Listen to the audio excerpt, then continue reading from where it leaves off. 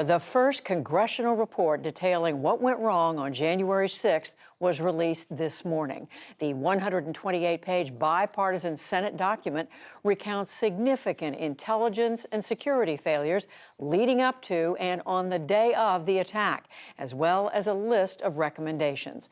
We'll talk with one of the key senators behind the report, but first, Lisa Desjardins is here with me now to walk us through it. So, Lisa, this report is representing views from both political parties, we know, so give us the gist of what it says. That's important. Let's get right to it. This focuses on the security failures of that day. First, one of the things that it found was that Capitol Police did have the intelligence. They had seen numerous postings online about potential violence, including bring a gun, for example, but that the police did not share that widely and did not make the correct assessment about how dangerous all of those pieces were. Also, something that I had not seen before, that the Pentagon, from interviews with the committee, the former defense secretary and former chairman of the Chiefs of Staff there said, the Joint Chiefs of Staff, said the Pentagon actually wanted to lock down D.C. 2 days before January 6th because they were so concerned, and that idea was rejected.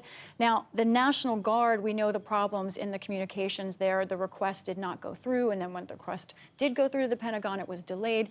All of that led to a finding in this report that the National Guard did not arrive at the U.S. Capitol until after the Capitol itself was secured. There is one of the 20 recommendations in this report that I think is most significant is that the Capitol Police be able to call upon the National Guard on their own. Right now, the Capitol Police are overseen by what some believe is an antiquated board of 3 people who are appointed by Congress. They are slow to act, and it's notable that something that is not in this report.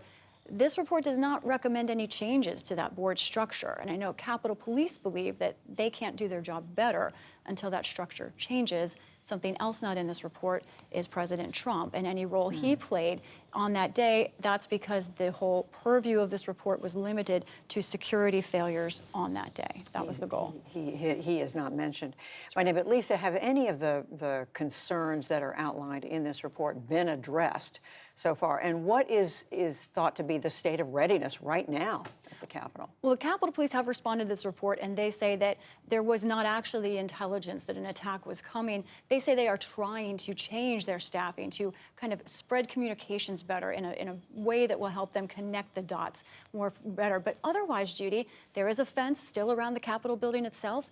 But everything else systemically is about the same as it was on January 6th. And the National Guard has now left.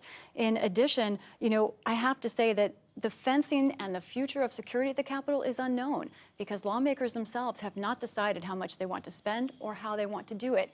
I think this report, what I'm saying is, lawmakers' own indecision is not just symbolic, but isn't a factor in the still kind of oversight of the Capitol and the security problems there. One other issue Capitol Police have right now, Judy, it's not well known, but I talked to many Capitol Police officers. I know some personally who have left since January 6th, and many officers tell me that they are not just short-staffed, but very short-staffed.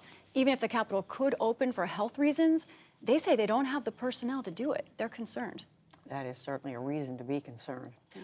Lisa Desjardins, thank you for your reporting. You're welcome. We appreciate it.